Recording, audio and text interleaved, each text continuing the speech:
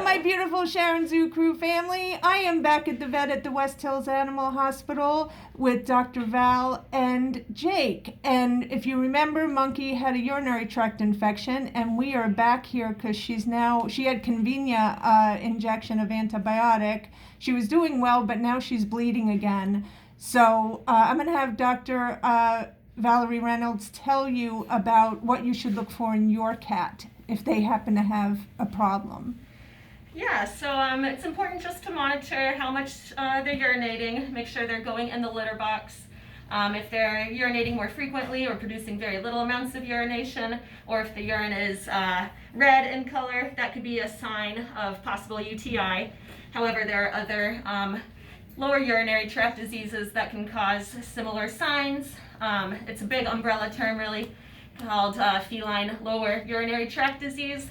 That could be from either stress in the environment, it could be crystals, it could be urinary stones, it could be urethral obstruction, which can be a life-threatening emergency if they're unable to produce urine. So we start with a physical exam, just make sure the bladder is not large and it's not firm. She does have a small bladder, so hopefully we'll be able to get a urinalysis.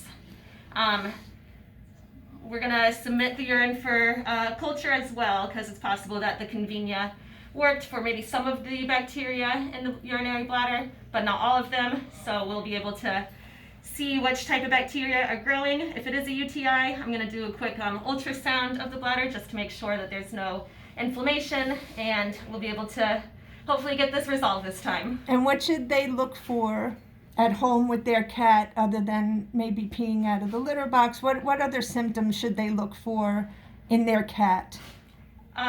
They might be crying in pain if they are obstructed. They'll be going in and out of the litter box and just not really producing any urine. So this can happen, just from environmental changes.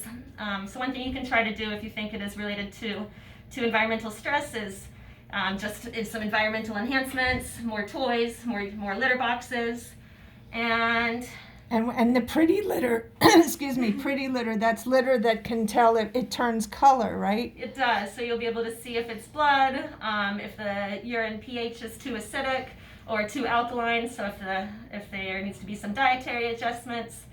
And some stones, they tend to form in either acidic urine or alkaline urine, so that's just to prevent stone formation as well. So hopefully we don't have to do a cystotomy and open up the bladder to remove those stones. Okay, so the main thing is that you got to look for symptoms of the cat, and it could turn into something that's nothing, or it could be something very serious, so you don't hesitate.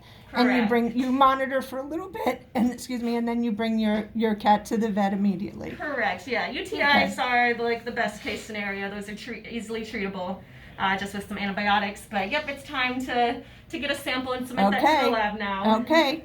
Okay. We'll see you in a little bit. Take care. Bye.